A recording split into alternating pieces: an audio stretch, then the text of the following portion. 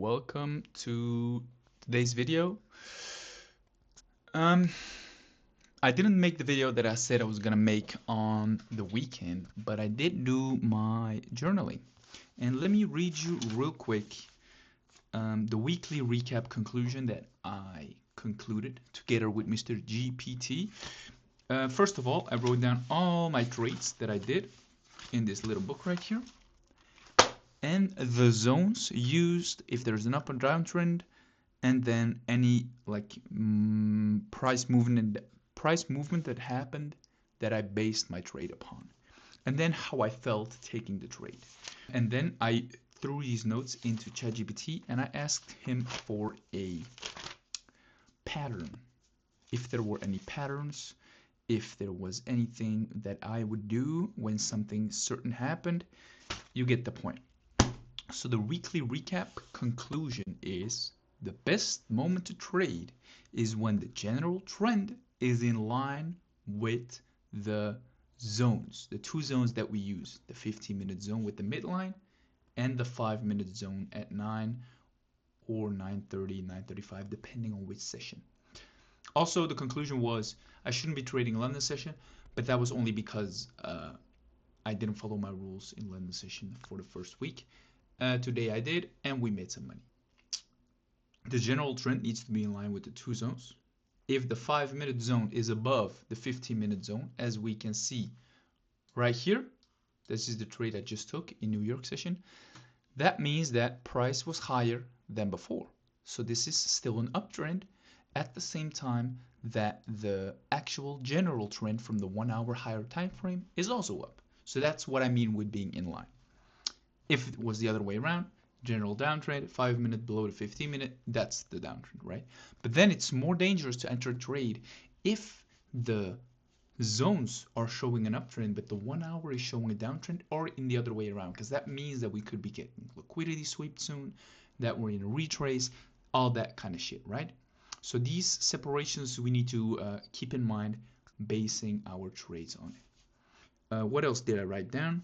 Yeah, if the zones are overlapping, that means that we need a very clear breakthrough, both zones. We need a fair value gap to open outside, we need the candle to close outside, and we need a retest also outside. We cannot go back into the zone because this is showing indecision. There can't be any choppiness, so today, it's Monday, I've noticed that London session on Monday is the most volatile throughout the whole week. So that was good. We'll see tomorrow. No, tomorrow and the day after I can't trade London session. Hopefully I'll be back for New York session, but we'll see about that. So we need a continuation to be very certain, and then I will up the fucking contract, which I did just now in New York session. So yeah, keeping that in mind, let's go over our trade from this morning in London session. As we can see, let me show you. Here we go. As we can see, we have a, let me zoom out. We had a downtrend. Yes, we had a downtrend, but we were not in the low anymore. We were moving up. We were trending up. Let me just zoom out just so it's clear for everyone to see. Here we go. This was the downtrend that we were experiencing. This stuff right here did not happen yet. So this low happened, and then this candle formed, and then we were in the mix of this second big orange candles. Let's just zoom out, zoom in. All right, so then we have our zones also overlapping, which was also, again, as I just said, something to keep in mind. But we had a clean breakthrough, we had a retest, and then we had another breakthrough. So this was actually the breakthrough I was hoping for. A fair value gap, opened outside a candle, opened outside and closed outside our 5-minute zone, a retest, and move up, a retest, another retest, another retest, another retest. So that shows that there's a lot of strength in this fair value gap. And then finally, you see this line right here, the engulfing happens. I waited, you can see, I waited for this candle to close, learning from my lessons from last week, entered upon this candle. This was a new fair value gap. I just drew it out. It didn't really matter because we were already in the trade.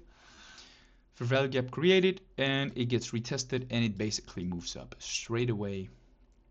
5 points, 5 contracts, 10 points, clear as day. Textbook trade. Then we come to the New York session, which just happened right now. We are then, if we zoom out, we are in a literal uptrend. Now it's very visible that it's an uptrend. Yes.